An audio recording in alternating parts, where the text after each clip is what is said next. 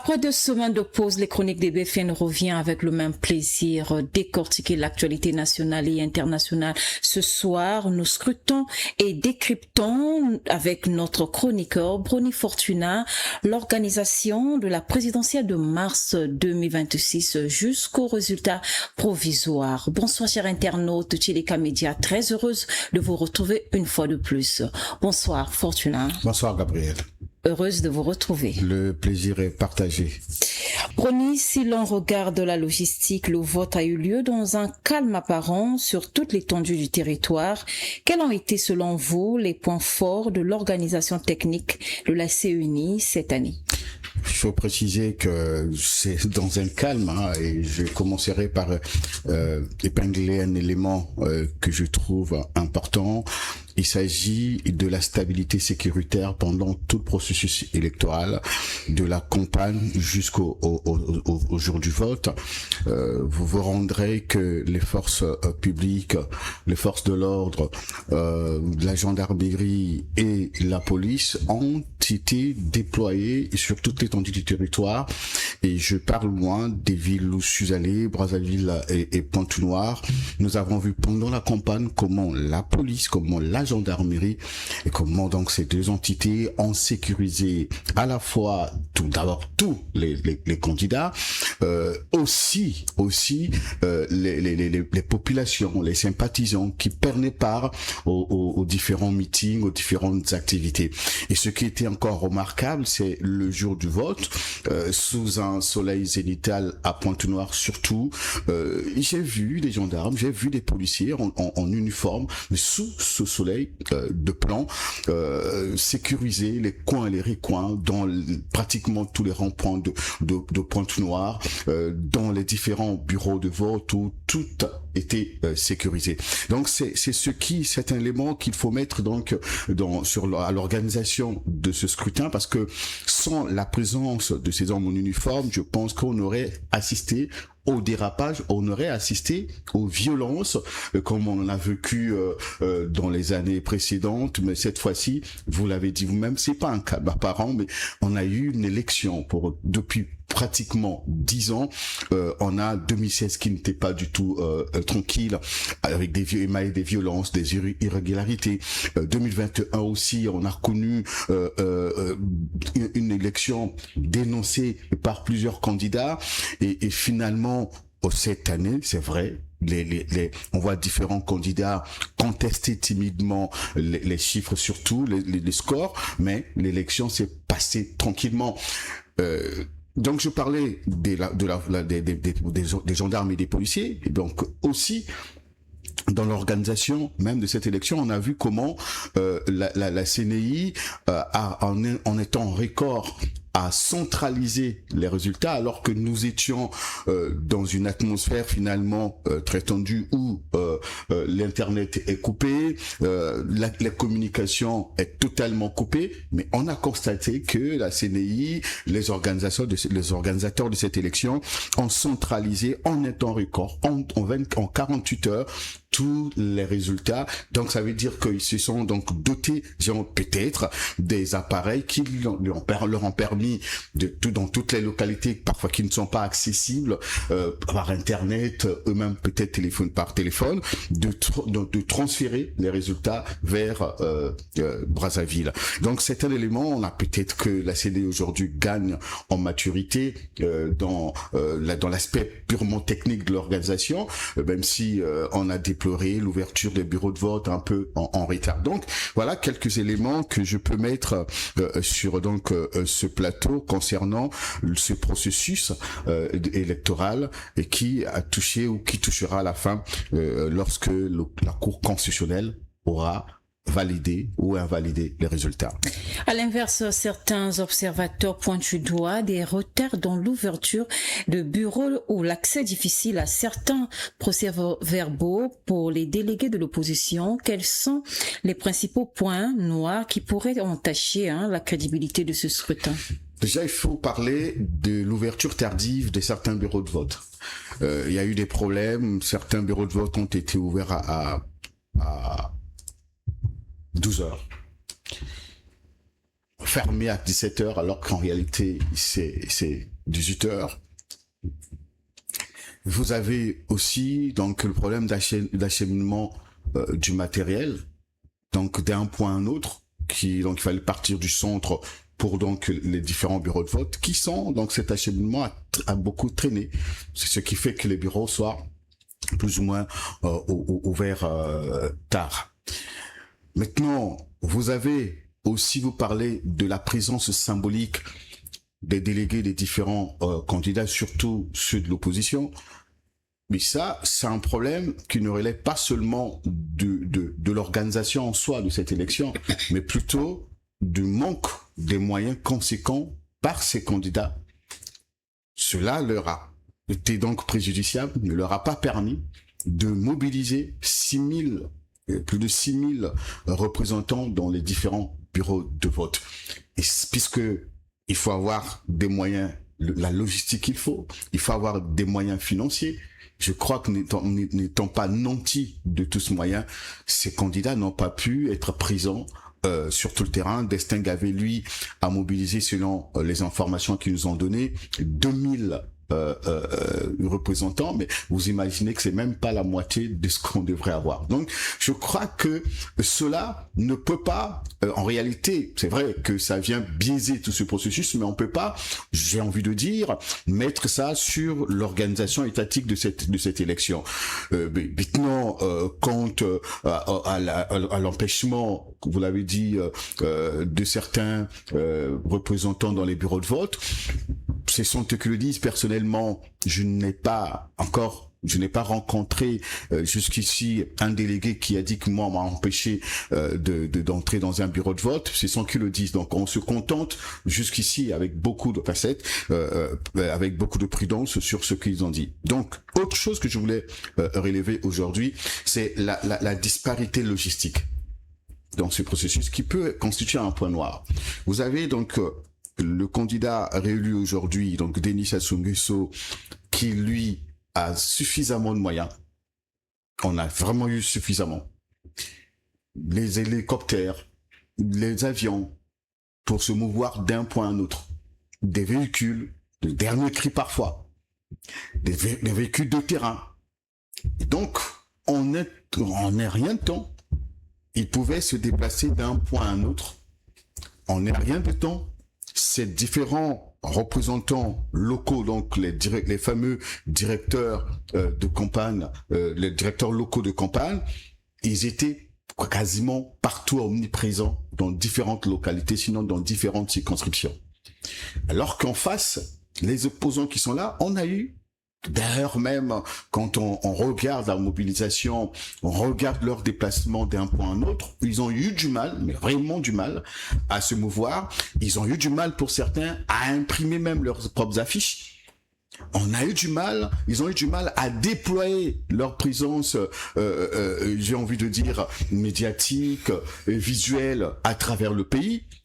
C'est un élément qui vient comme biaiser ce processus parce que déjà en ne regardant que ça, on sait que tout est pipé d'avance, les télévisions sont pipées d'avance et le coup de fil, j'ai envie de dire le coup final, le sifflet initial, merci, est déjà clair. On sait qui va gagner. On voulait pas le dire pendant ce processus pour ne pas prendre part, au final, pas apparaître comme quelqu'un qui était partisan. Mais quand on regardait les moyens, la logistique, on sait que l'opposition a eu du mal à mobiliser. Mais vous avez aussi le problème d'équité, d'accès équitable aux médias, publics comme privés. Avec les moyens qu'ils disposent, on a constaté que le camp de Denis Sassou Nguesso a occupé pratiquement tous les médias classiques, médias en ligne. Le modèle économique étant connu, donc des médias étant connus, le passage, les médias, plusieurs médias, sinon tous, vendent leur espace. Alors que, selon les orientations du Conseil supérieur de la liberté de communication, il était question que tous les candidats aient accès, donc d'une manière équitable, sur les médias, ou les chaînes de télévision, les médias, les journaux, validés par le conseil. Il fallait pour chaque candidat avoir à peu près 4 éléments à diffuser. La présentation donc du programme, et puis les 3 autres éléments, c'est ce qu'on appelle dans notre jargon la page magazine, ou encore des reportages beaucoup plus longs, si on peut le dire. Mais des mini-dossiers. Voilà, mais vous avez constaté, malheureusement, que Télé-Congo par exemple, et même Vox, DRTV et autres, il y a eu des journaux beaucoup spécialisés. Les journaux donc du vote ou de l'élection. Et dans ces journaux, faute de moyens, les opposants n'ont pas pu avoir accès à ces journaux-là. Ceux qui avaient de moyens, comme le camp de Denis Sassou Nguesso, ont rempli donc ces journaux. Du début parfois jusqu'à la fin, vous n'aviez que les reportages du candidat lui-même, de ses représentants dans différentes circonscriptions, et finalement tout au long de la campagne, cela a fait de l'ombre aux opposants. Aussi, les opposants, faute de moyens, n'ont pas pu se déplacer avec des médias ou des journalistes.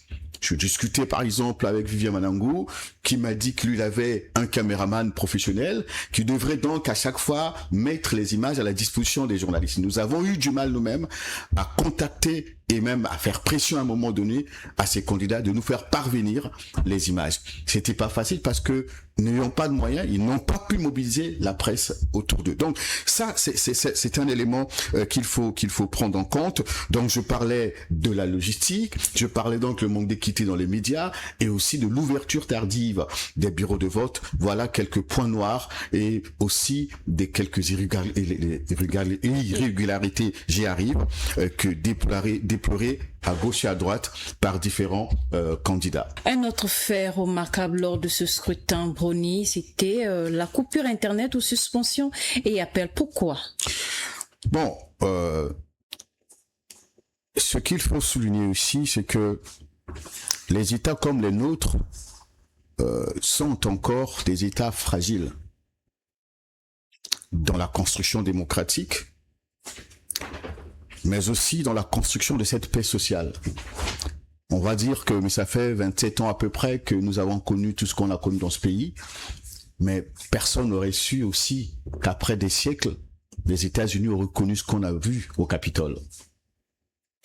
C'est pour dire que à n'importe quel moment, si l'on y prend garde, on peut basculer dans l'irréparable, on peut basculer dans les catastrophes sociales, bien sûr. On peut basculer dans la violence, mais parfois, à un moment donné, qui vient tout détruire.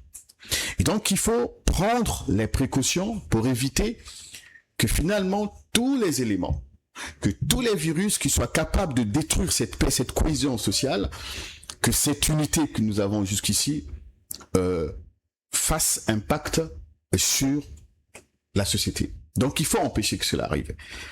Je crois que la communication étant aujourd'hui une arme nucléaire, je peux le dire, aujourd'hui avec l'arrivée des réseaux sociaux qui constituent aussi des véritables armes parfois dans les mains de personnes expertes et inexpertes, on constate finalement que à n'importe quel moment ces outils de communication peuvent être utilisés pour s'aimer le désordre, pour détruire, pour s'aimer la cisaille. En politique, en communication, en politique, les ennemis parfois s'appuient sur la communication pour s'aimer le trouble dans les camps des autres.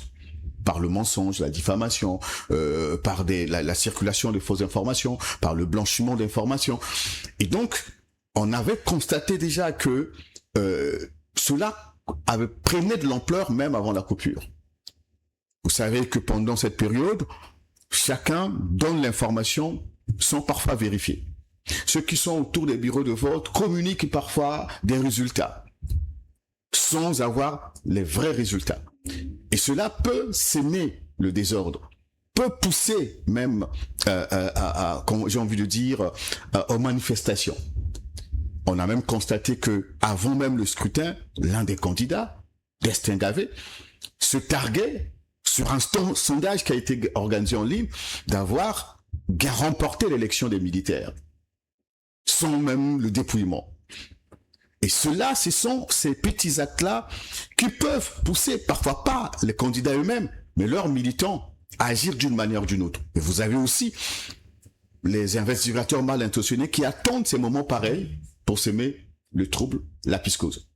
Les Congolais vivent déjà eux-mêmes dans des situations assez précaires. Ajouter cela pouvait nuire et nuire encore. Et donc, les précautions, à mon avis, ont été prises pour éviter qu'il y ait circulation donc des fausses informations, qu'il y ait donc diffusion de tout ce qui pouvait s'aimer le trouble, qu'il y ait manipulation de l'opinion.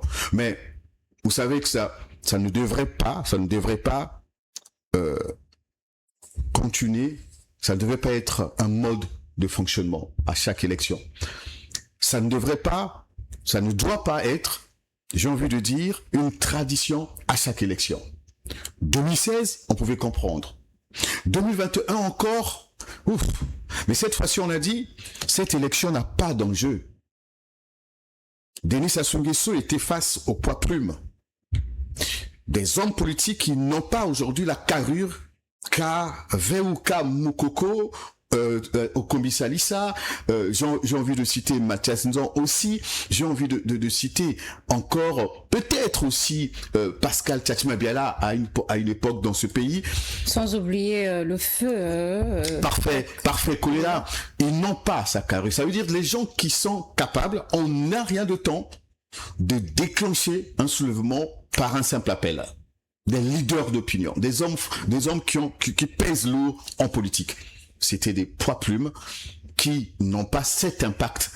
Et quand on regarde même leur participation à cette élection, nous l'avons compris que on a eu l'impression aux figurants, aux hommes qui sont venus légitimer cette élection. Donc, il n'y avait aucun enjeu pour que l'on arrive à couper totalement la communication. Pas assez d'impact. On disait finalement, la campagne s'est passée dans l'apaisement total. Pas de tension. Donc on espère que le vote aussi passera sans problème, comme on l'a constaté d'ailleurs. Ce n'est pas parce qu'on a coupé l'Internet qu'il n'y a pas eu de problème. Simplement parce que je crois que cette fois-ci, le gouvernement a pris les dispositions pour que le vote s'organise tranquillement. Mais l'impact, si cela n'est pas pris en compte, l'impact de tout cela, c'est quoi aujourd'hui? Vous avez vu, l'Internet aujourd'hui, et même la communication dans son ensemble, constitue l'un des piliers importants de l'économie du Congo. On ne peut pas priver des entreprises entières, des citoyens, de la communication, parce que vous avez des sociétés qui ne fonctionnent que grâce, sinon à l'aide de l'Internet. Vous avez des banques, vous avez même certains hôtels, vous avez des citoyens qui eux aussi, tous les jours ou presque, fonctionnent avec l'Internet et la communication. Et quand c'est coupé, l'impact est tellement lourd et négatif que en une journée, ou 2-3 jours, si on estime la perte, peut-être que certains aujourd'hui sont en difficulté pour n'avoir pas pu fonctionner pendant ces jours. On peut pas transférer l'argent à l'extérieur. Et vous avez l'impact social, c'est quoi? C'est que pendant cette période, jusqu'à aujourd'hui, les différents hôpitaux, comme on n'a pas l'habitude, malheureusement, ne nous ont pas aujourd'hui donné les statistiques sur les cas d'urgence qu'ils ont traités pendant le jour du vote, surtout puisque la ville est morte. Pas de circulation, pas de véhicules. La sécurité civile, ne disposant pas assez du matériel, ne pouvait pas être partout et au même moment. Ça veut dire que la femme qui est à terme, qui est accouchée, ne pouvait pas se déplacer ce jour-là et ne pouvait pas non plus contacter la sécurité civile, donc les soldats du feu. Ne pouvait non plus contacter même le voisin d'à côté, mais même s'il pouvait le faire, il n'y avait pas le moyen de déplacement. On se pose la question, puisque tous les jours presque, les femmes accouchent dans ce pays. Comment cela s'est passé? Vous avez aussi d'autres cas sanitaires d'urgence, des crises et autres. Comment a-t-on géré ça pendant cette période? Vous imaginez, on ne peut pas appeler le médecin, on ne peut pas appeler l'hôpital, on ne peut pas contacter les sapeurs-pompiers, même pour un incident, un incendie. Et donc, on a privé, ça c'est une punition psychologique C'est une punition qu'on a vraiment infligée à la population, que ça, c'était déjà derrière nous. Donc, regardez, quand on regarde, on peut comprendre que pour des besoins de protection, pour des besoins de sécurisation, pour des besoins aussi j'ai envie de dire, d'éviter ce que je venais de dire tout à l'heure, on peut donc couper l'Internet. Je pense qu'on aurait fait un choix. Soit l'Internet, vous laissez les téléphones, soit vous coupez donc la communication téléphonique, vous laissez l'Internet, soit au moins vous coupez les deux si vous voulez. Vous pensez que c'est important, vous laissez quand même les SMS, mais tout a été coupé parce qu'il y a eu sur les restaurants, sur les banques, je le disais tout à l'heure, sur la vie de chacun de nous. Donc voilà un peu, je suis moi-même victime de ça parce que j'ai perdu mon neveu, simplement pourquoi? Parce que le jour du vote, n'étant pas en communication, nous n'avons pas pu l'amener à l'hôpital à temps, et même le jour où on débloque la communication, c'était trop tard, il est mort. Simplement parce que nous n'avons pas pu le faire. Donc voilà un peu des choses qu'il faut revoir parce qu'on peut pas espérer ou envisager être un pays développé et continuer à garder les mauvaises pratiques. Prenez avec un score de 94%, le président sortant dispose d'une majorité écrasante. Quelle est la première conséquence politique de ce résultat? Est-ce la fin du débat contradictoire au Congo pendant les 5 ans à venir? Bon, ça c'est un score. Déjà, il faut savoir que, avant de parler de ce score, il faut savoir que la victoire de Denis Sassou Nguesso est incontestable. Je le disais tout à l'heure, il avait face à lui, j'ai envie de dire, des candidats qui ne sont pas de sa carrure, qui n'ont pas de poids politique comme il le faut, qui ne disposaient pas de moyens, qui n'ont même pas aussi d'influence politique d'une certaine mesure. Et donc, tout était clair déjà à ce niveau que Denis Sassou Nguesso gagnait cette élection. Vous avez aussi l'homme qui a aujourd'hui 40 ans au pouvoir, c'est lui qui nomme le président de la Cour constitutionnelle, c'est lui qui nomme le président de la CNI, c'est lui qui nomme le ministre de l'Intérieur qui organise les élections. Vous imaginez que l'homme, depuis 40 ans, il y a un confrère qui le disait, devient lui-même presque l'État. Ça veut dire que il a le contrôle, il a la maîtrise de la machine. Il sait comment ça se passe. Donc, vous avez déjà cet élément. Et vous avez, je parlais tout à l'heure, de la logistique. Il est allé battre campagne où les autres ne sont pas arrivés. Il est allé toucher une bonne partie de la population là où les autres ne sont pas arrivés. Vous avez aussi les billets de banque qui ont circulé, qui ont eu un impact aussi sur les électeurs. Donc quand on regarde tout ça là, on ne peut pas contester la victoire de Denis Sassou Nguesso puisque c'était clair. Seulement, ce qui aujourd'hui suscite le débat, c'est ce score, j'ai envie de dire, électoral qui vient en fait, j'ai envie de dire, qui vient défier les lois de la probabilité démocratique. On peut se féliciter, mais il faut le dire que c'est la misère de la démocratie. Dans des pays où la démocratie est stable, un tel score n'est pas possible. Vous savez, il y a d'abord son score à lui, 94%, et puis vous avez le taux de participation. On parlera certainement de taux de participation. Mais quand on regarde d'abord le score, vous allez vous rendre compte que et le taux de participation et le score, il y a une sorte de déconnexion statistique. Pourquoi je le dis? Quand on regarde le jour du vote, nous avons eu tous d'une manière ou d'une autre les rapports des uns des autres.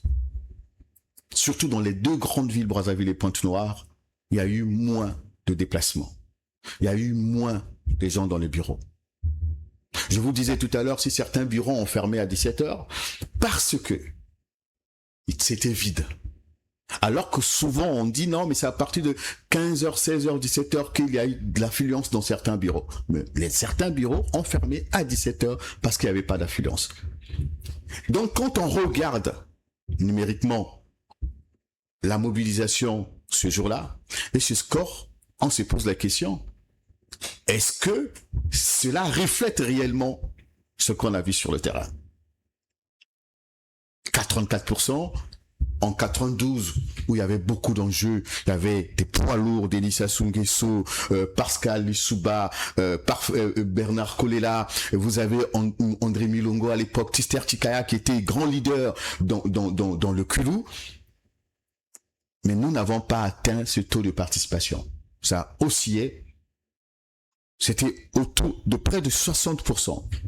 55, je crois, 9% par là. Quand on a connu l'élection de 2002, finalement, cette élection de rupture ou finalement de relance du pays, oui, c'était normal que les gens se mobilisent pour aller voter. Mais on n'a pas atteint, on n'a pas dépassé, on a atteint 74% si j'ai bonne mémoire. Ça peut s'expliquer aussi. Mais quand on arrive en 2016, on n'a pas dépassé les 70. En 2021, on n'a pas dépassé. Et quand on regarde tout ça, on est en 2026, 17 points de plus. Donc de 2021 aujourd'hui, bouf, on est à 84. Donc quand on regarde... 94. Non, ça c'est pour le candidat. Je parle aussi du taux de participation. D'accord. Quand on regarde la diversité sociale, il faut savoir en démocratie, je parle tout à l'heure de la stabilité démocratique. Ça veut dire que dans la diversité sociale, vous avez des jeunes qui ont des problèmes d'emploi, mais qui savent que depuis pratiquement 20 ans, ces promesses ne sont pas tenues. Et donc peuvent aujourd'hui être lésés, ils peuvent perdre espoir. Vous avez la catégorie des retraités qui peinent. La retraite qui devait être un véritable repos pour eux devient un enfer. Ces hommes et ces femmes peuvent hésiter à un moment donné. Vous avez des questions de femmes. Vous avez aujourd'hui des étudiants, les questions d'université. Donc ces gens, quand on regarde, peuvent à un moment donné dire à quoi ça sert d'aller voter puisque le vainqueur est connu. Donc quand on regarde les statistiques, on ne peut pas arriver à ce score parce que il y a toujours des gens dans la diversité sociale là qui vont hésiter, qui vont refuser, qui sont paumés, qui ne veulent plus. Vous avez aussi, en dehors de ça, dans un pays démocratique, 94, c'est pour dire finalement, puisque le groupe de 6 n'a pas pu atteindre 6%, même pas 5%. Ça veut dire que tous les Congolais qui ont voté que pour un seul candidat. Ceux qui ont pris part, bien et bien, à ce scrutin. Dans les 2 millions et quelques qui ont voté.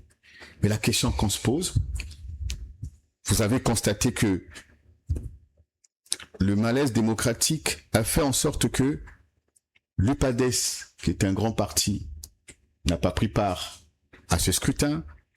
Yuki n'a pas pris part à ce scrutin. Tous ces grands partis qui constituent le socle démocratique ont refusé d'aller à cette élection. Mais il reste, entre guillemets, de l'opposition. Mais vous avez aussi ces 6 candidats qui se réclament aussi de l'opposition. Est-ce que n'ont-ils pas des partisans?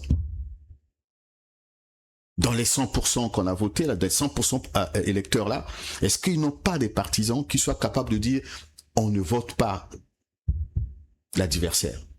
Donc quand on va un peu sur ce rythme, vous allez vous rendre compte que finalement, ces éléments peuvent nous démontrer que ce score, comme on dit à la soviétique, est une expression d'un camp qui domine, qui a le contrôle de tout et qui envoie un message pour légitimer le pouvoir. Parce que aussi, il y a ce que on appelle l'usure de fonction. Il y a ces éléments-là qu'il faut prendre en compte pour savoir que finalement, quand la démocratie est stable, on peut pas arriver à ça. Donc, pour résumer ou pour conclure sur cette question, 84% de participation, de taux de participation, 94%. Ça ne peut pas constituer une fierté pour le Congo. Encore le taux de participation, on peut comprendre, mais ce n'est pas une fierté. Ça veut dire que la démocratie est morte. Ça veut dire que la démocratie est malade au Congo. Et que dans les années à venir, il faut revoir tout cela pour qu'il y ait vraiment l'équilibre démocratique. Sinon, c'est la disparition totale de l'opposition. Et quand l'opposition disparaît, ça veut dire qu'il n'y a plus de démocratie. Restons sur la disparition de l'opposition congolaise. Nous allons parler de cette question. L'opposition sort de cette élection extrêmement affaiblie avec des scores marginaux. Quel rôle peut-elle encore jouer? Doit-elle se réinventer totalement ou risque-t-elle de disparaître au profit d'une contestation hors des partis politiques? Moi, je pense qu'il faut plutôt parler d'une opposition au-delà de ceux qui ont pris part à cette élection. Je vous parlais tout à l'heure de la figuration électorale, sinon ces hommes et ces femmes ont pris part à cette élection pour légitimer, parce que déjà aujourd'hui on publie les résultats timidement.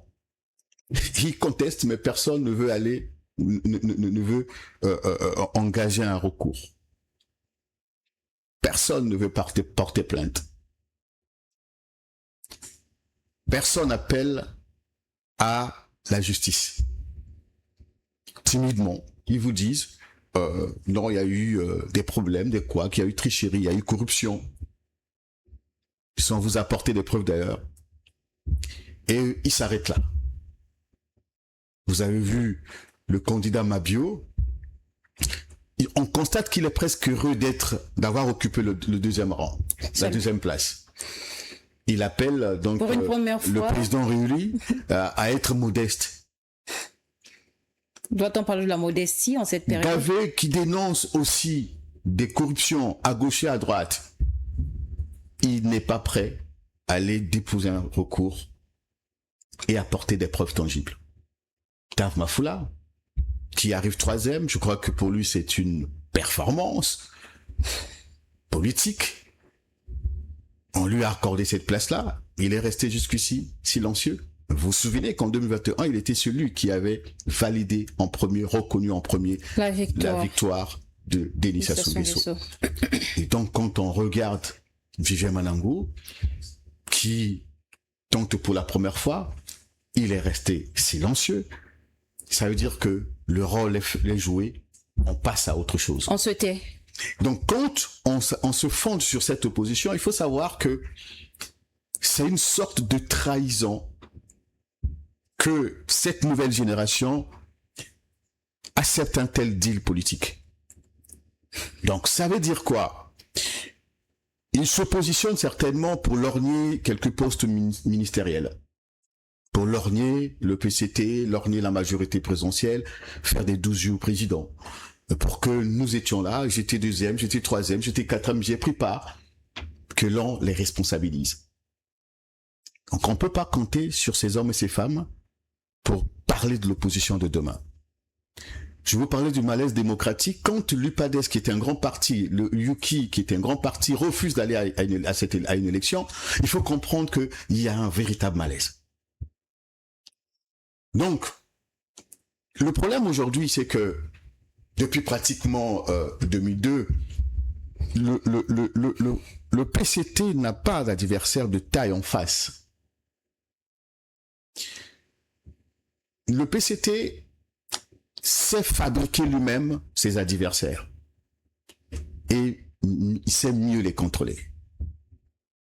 Si vous tentez d'échapper au contrôle du PCT, vous serez détruit. Les adversaires de taille que le PCT craint, à mon avis, c'est ceux qui sortent de l'intérieur. Ceux qui ont pu tenter de se bousculer et sortir de l'intérieur. Qui connaissent bien le fonctionnement de la maison. Oui, mais parfois pas aussi. Mais les autres qui sont en face, le PCT a toujours d'une manière ou d'une autre eu le contrôle sur ces gens. On fabrique un poste d'opposition pour contenter cette opposition. Vous avez vu aujourd'hui Pascal Tchati-Mabiala est tout tranquille dans son fauteuil de chef de l'opposition. Chef d'office de l'opposition. Dans une démocratie, que l'on se contente de jouer le rôle de l'opposition, éternellement le rôle de l'opposition, mais il y a un problème. Pas d'engagement. Donc, aujourd'hui, si ceux qui veulent réellement faire de l'opposition, cette nouvelle génération qui monte, si cette nouvelle génération ne prend pas conscience qu'en réalité leur combat, ce n'est pas contre Denis Sassou Nguesso puisque c'est son dernier mandat, il est d'une autre génération. Ils n'ont pas les mêmes défis. Il faut que cette génération, la nouvelle, commence à se préparer pour l'après Sassou. Je pense qu'ils ont essayé pour la plupart maintenant pour déjà tâter le terrain et savoir comment se positionner demain. Mais s'ils ne prennent pas conscience qu'il faut qu'ils se reconstruisent, qu'ils ne sont pas obligés d'aller toujours en rang dispersé, on aurait eu un seul candidat, avec l'appui des autres, peut-être le score ne serait pas celui qu'on a aujourd'hui. Donc, le PCT étant une machine qui broie ses adversaires tout le temps, a réussi jusqu'aujourd'hui à faire asseoir, à atomiser cette opposition. Donc, il faut que la nouvelle génération prenne conscience, mais sinon, ces hommes et ces femmes sortent de cette élection affaiblis, démolis totalement, puisque 6 candidats n'ont pas pu atteindre même 5% de voix, les 6, même pas 6. Donc 6 c'est même trop, même pas 2. Non, 2 encore, il y a Mabio qui a 1, quelques Dave Mafoula tourne autour de ça, quand on prend les 0-0, ils n'ont pas atteint 6%. Donc on ne peut pas compter sur une telle opposition. Mais dans les 5 ans à venir, espérons que il y a une nouvelle génération qui va se construire et qui finalement prendra les choses en main et que le PCT comprendra qu'il faut réellement laisser éclore la démocratie au Congo. On parle beaucoup des coulisses du pouvoir. Quel est l'avenir de l'actuel Premier ministre Anatole Koliné-Makosso? Ce score massif appelle-t-il une confirmation de son équipe ou au contraire un changement de cap radical à la primature? Vous savez, vous parlez de Premier ministre. Bon, il est l'organisateur de cette élection. Quand je parle c'est le gouvernement qui a organisé les élections. Et donc, le fait qu'ils aient réussi, eux, à avoir une élection apaisée, sans heurts, vous pouvez comprendre que, je le disais depuis 10 ans, c'est que c'est un point positif pour Anatole Koliné-Makosso, puisqu'on a eu des élections tumultueuses dans ce pays. Il y a cette élection. Et après, personne ne donnait un nom à Koliné à la tête de la primature. À l'interne, comme à l'extérieur, il y a eu des bâtons dans les roues, il y a eu des attaques permanentes pour le déguerpir demander au président de le déguerpir, à l'interne comme à l'extérieur.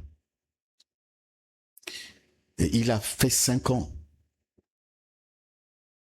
C'est vrai, aujourd'hui, Ouattara qui ramène son Premier ministre, qui a achevé son précédent mandat.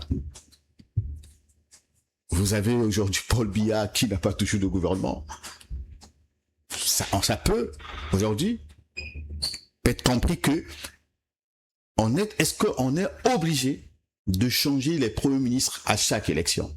Si, dans le fond, rien ne change. Le Congo a connu plusieurs gouvernements, mais les mêmes problèmes reviennent ou persistent, demeurent jusqu'aujourd'hui. Donc, ce n'est pas en soi l'homme, mais c'est plutôt les résultats qu'il faut voir. Mais il a passé 5 ans. Je crois que il n'y a que le président qui note ses ministres. Il doit peut-être aussi penser, il peut continuer à être utile pour sa famille politique, continuer à être utile pour le président de la République. Je ne vois pas aussi que le président de la République, même s'il n'est plus Premier ministre, le laisse à l'écart. C'est la politique, on ne sait jamais. Mais il a passé 5 ans. Le bilan du président a été présenté dans un ouvrage, un bilan que eux estiment positif, puisque ils sont réélus, c'est sur la base certainement de leur bilan qu'ils sont réélus aujourd'hui. Donc on peut dire, Anatole Colin peut dire, Monsieur le Président, mission accomplie. C'est à lui de voir quel est l'avenir. Est-ce qu'on a besoin d'un changement? Je disais tout à l'heure, oui, on a besoin d'avoir des nouvelles têtes bien faites, mais pas des nouvelles têtes bien pleines. Pas le changement des hommes pour le changement des hommes, mais plutôt amener des hommes qui arrivent avec un système qui soit capable de changer les choses. Il faut amener les hommes qui arrivent avec une véritable rupture dans la manière de gérer, mais pas que changer pour changer. Aujourd'hui, le projet de société de Denis Sassou Nguesso qui a remporté donc cette élection est conçu sur la base de la politique menée jusqu'ici par le président lui-même et son gouvernement. La politique de réforme, tant contestée. Vous vous souvenez de l'affaire La Sénélec? Parce que le Premier ministre, quand il arrive, il vous parle des réformes. Il faut aller sur les réformes. Mais quand vous lisez le projet de société de Denis Sassou Nguesso, vous allez vous rendre compte qu'il réserve une place importante aux réformes. On parle de la privatisation de certaines entreprises étatiques, mais ça veut dire quoi? Pour y arriver, il faut des réformes. Ça veut dire que demain, si on veut privatiser, j'ai envie de dire, la Cogelo par exemple, mais il faut des réformes. Vous voyez ce que je veux dire? Donc, on peut comprendre que la base est là, dans ce projet, et donc il faut quelqu'un qui viendra réellement pour la continuité, pour la mise en œuvre de ces réformes. Soit des vrais connaisseurs, des vrais technocrates, des vrais techniciens, et qui viennent pour la rupture. Malheureusement, nous sommes dans la période de la compensation. Il faut voir comment compenser ceux qui ont crié à gauche et à droite, ceux qui ont mobilisé à gauche et à droite, ceux qui ont soutenu à gauche et à droite le candidat victorieux. C'est le moment de la compensation. Donc, le président de la République va commencer à regarder de ce côté-là, qui veut compenser. Vous avez constaté, nous l'avons dit, qu'il y a eu 2 campagnes. Il y a même une qui va se poursuivre. La première campagne, c'était donc l'élection du président de la République. La seconde, c'est la campagne pour le gouvernement qui va se poursuivre d'ailleurs. Parce que aujourd'hui, chacun se bouscule, se fait remarquer, envoie des signaux, se fait distinguer pour qu'il soit choisi perché, et qu'il soit choisi repêché ou encore pêché. Donc, vous avez ce combat, mais malheureusement, si on reste sur ça, on va pas avoir le changement ou la rupture tant voulu. Mais vous avez aussi la diaspora congolaise, sur qui il faut se compter cette fois-ci. Vous avez aussi les technocrates dont on parle, sur lesquels il faut compter maintenant. Donc, voilà un peu l'avenir d'Anatole Koulibaly. Je ne vois pas qu'il prenne sa retraite politique maintenant. Il est encore en termes générationnels jeune pour continuer à mener ce combat politique. Il a une grande famille politique et donc je ne le vois pas aujourd'hui abandonné parce que il serait plus Premier ministre ou parce que finalement, mais il faut savoir que personne lui donnait 1 an à la tête de la primature et seule la confiance du président l'a amené jusque-là. Personne d'autre ne décidera si ce n'est que le président de la République lui-même. À quoi pourrait ressembler le premier gouvernement de ce nouveau mandat? Faut-il s'attendre à une ouverture vers la société civile et les jeunes ou un resserrement autour du noyau dur de la majorité? Je le disais tout à l'heure, Gabriel, le problème n'est pas en soi les hommes comme tels, c'est le système qui est mis en place. Vous voyez, on parlait tout à l'heure des candidats de façade, et ça c'est le système qui crée Donc on ne peut pas parler du changement si le mode de gestion reste le même. On ne peut pas parler de développement si la manière de gouverner reste la même. On peut changer tant d'hommes à la tête de chaque ministère, à la tête même de la primature, mais si le système reste tel qu'il est aujourd'hui, on peut chercher partout, rien ne va changer. Donc il faut du sang nouveau, oui, mais pas que pour remplir les ministères, du sang nouveau pour apporter réellement une nouvelle politique. J'ai entendu dire que le président Denis Sassou Nguesso c'est un homme intergénérationnel. C'est un homme aujourd'hui qui est en train, lui-même l'a dit, favoriser la montée en puissance de la jeunesse. La montée en puissance et mature d'une nouvelle génération qui prendra le relais. Mais il faut que cette nouvelle génération soit une génération de qualité, pas de quantité.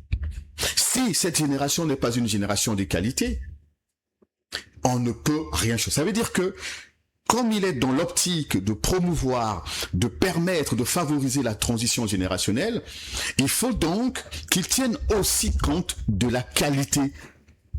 Il a dit lui-même lors du congrès qu'il n'y a pas qu'au gouvernement où il faut servir. Il n'y a pas que dans les directions générales qu'il faut servir l'État.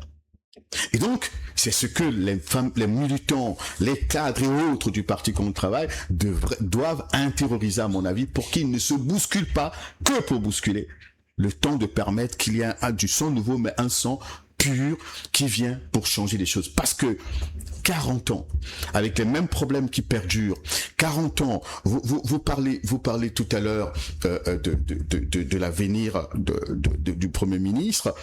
Si tout ce qu'ils ont pu faire en 5 ans, qui peut avoir de l'effet dans les années à venir, n'est pas suivi de très près, n'est pas suivi par des hommes qui ont la même vision des choses, ça veut dire que il faut savoir que on va encore traîner.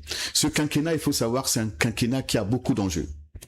Vous avez un quinquennat soit qui va conduire peut-être vers le changement de la Constitution, parce que, comme on le dit, la Constitution n'est pas une Bible, n'est pas une Bible, et qui peut être modifiée de temps en temps pour trouver ce qu'il faut. Soit ce sera un quinquennat de transmission du pouvoir. Et là encore, on va assister à une guerre acharnée de positionnement. Et donc, 5 ans, c'est pas beaucoup. Il y a le projet de société qu'il faut mettre en œuvre. Vous avez la transition, la transmission du pouvoir, ou encore la modification de cette constitution. Les enjeux sont de taille. Et donc, et là, vous avez constaté que quand on regarde même les candidats actuels, vous avez constaté que Pointe-Noire était pas comme Pointe-Noire était, j'ai envie de dire, le centre névralgique de cette élection. Vous allez vous rendre compte finalement que on a eu l'impression que cette élection se jouait qu'à Pointe-Noire, que les enjeux de taille étaient à Pointe-Noire. Pratiquement 4 candidats ont voté à Pointe-Noire. Se sont concentrés à Pointe-Noire. On a cru que Gavé allait voter à Moussenjo dans son fief. Mais on l'a vu à Pointe-Noire. Mabio, c'est chez lui. On a vu Vivien Manangou, oui, c'est chez lui. C'est 3 candidats concentrés à Pointe-Noire. Ici, l'impact pour la sécurisation de leur vote, de leur voix. Et quand on regarde ça, la question qu'on se pose souvent, je vous disais tout à l'heure que le PCT s'est fabriqué lui-même ses opposants. On vous fait monter Mabio qui n'était presque plus dans l'action politique, qui était plus ou moins mis de côté. On le fait monter, on fait de lui deuxième, mais où? Il est de Pointe-Noire. On fait de lui deuxième, il est de Pointe-Noire.